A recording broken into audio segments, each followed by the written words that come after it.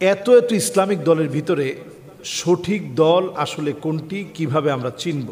আমাদের বাংলাদেশে আমরা যদি দলগুলোর কথা চিন্তা করি, আমাদের আসলে অবাক হয়ে যেতে হয় যে ইসলামিক দল বলতে আমরা যাদেরকে বুঝি, এই দলগুলো আবার কতভাবে বিভক্ত। আসলে একটা ইসলামিক দল এটা কি একই হওয়া উচিত, না ভিন্ন ভিন্ন হতে পারে? বিভিন্ন দলে বিভক্ত হওয়া ইসলামী অনেক দল, যে দলগুলো নানা নামে বেনামে রয়েছে, এদের সবার আমি মহব্বতের একজন হতে চাই। আমি বলতে চাই, অন্তত আল্লাহর জমিনে দিন কায়েমের জন্য আপনি এক সেকেন্ড পরে দিন কায়েম হবে এইরকম ব্যক্তি আপনি হবেন না।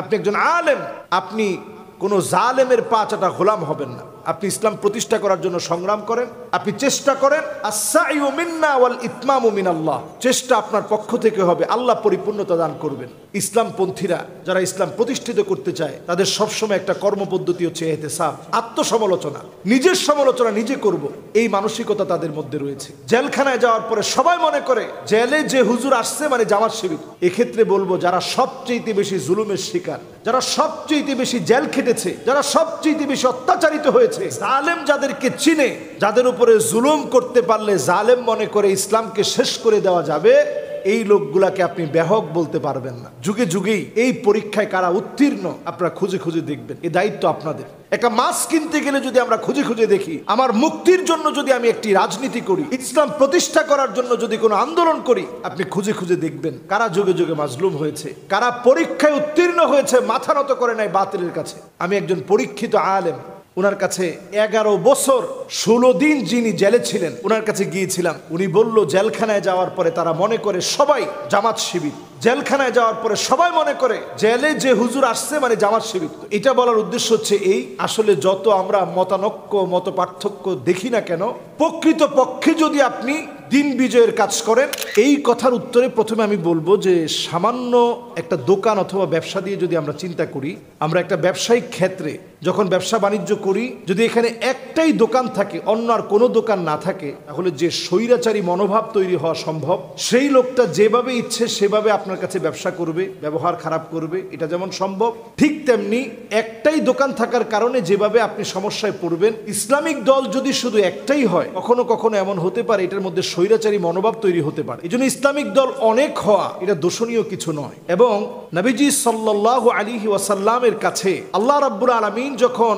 নবীজি সাল্লাল্লাহু আলাইহি ওয়াসাল্লামের কাছে যখন ওয়াহি নাজিল করলেন এবং ওহির ভিতরে যখন জানালেন, মিন ফাওকিকুম, আযাব আসবে আসমান থেকে, এরপরে তোমাদেরকে ধ্বংস করা হবে। নবীজি সাল্লাল্লাহু আলাইহি ওয়াসাল্লাম সঙ্গে সঙ্গে বললেন, আউযু বিওয়াজহিক, আল্লাহ আপনার কাছে পানাহ চাই, আকাশ থেকে যদি আযাব এসে আমার উম্মত সব মারা যায়, আল্লাহ আপনার কাছে পানাহ চাই, এরকম ভয়াবহ আযাব আল্লাহ আপনি দিয়েন না।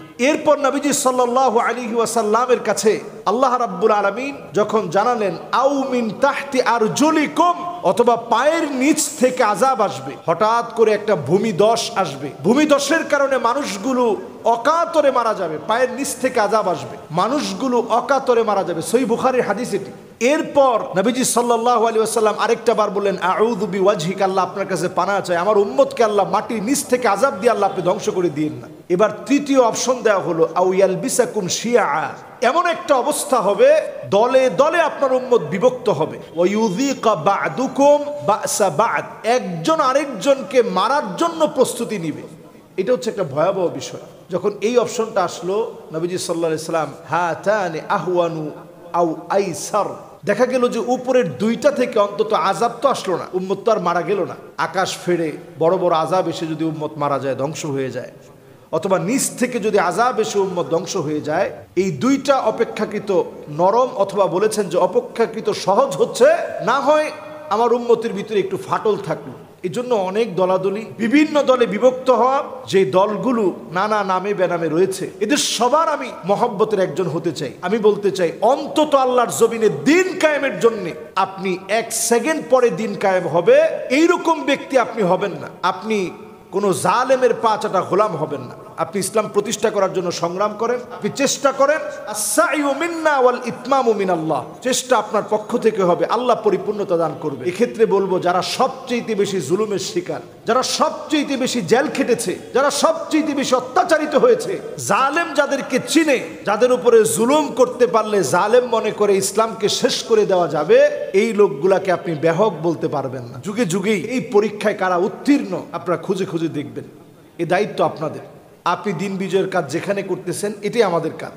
সুতরাং হক দল চিনার আলামত হচ্ছে ফানজুরু আম্মান তাখুযুনা দীনাকুম, মাথার চুলের গোড়া থেকে শুরু করে পায়ের তালু পর্যন্ত লক্ষ্য করে দেখবেন কারা দ্বীনের জন্য পরীক্ষা দিচ্ছে, কারা পরীক্ষায় উত্তীর্ণ হচ্ছে, কারা বাতিলের কাছে মাথা নত করে না। মানুষ হিসেবে প্রত্যেকটা মানুষের ভুল থাকতে পারে, ত্রুটি বিচ্ছুতি থাকতে পারে, যেহেতু মানুষের দল, ভুল থাকাটাই খুব স্বাভাবিক। কিন্তু এরপরেও সে ভুল শুধরে নেওয়ার জন্য চেষ্টা আছে কিনা, ইহতিসাবের মতো গুরুত্বপূর্ণ একটা পয়েন্ট, এটা ইসলামপন্থীরা যারা ইসলাম প্রতিষ্ঠিত করতে চায় তাদের সবসময় একটা কর্মপদ্ধতি হচ্ছে ইহতিসাব, আত্মসমালোচনা, নিজের সমালোচনা নিজে করব, এই মানসিকতা তাদের মধ্যে রয়েছে।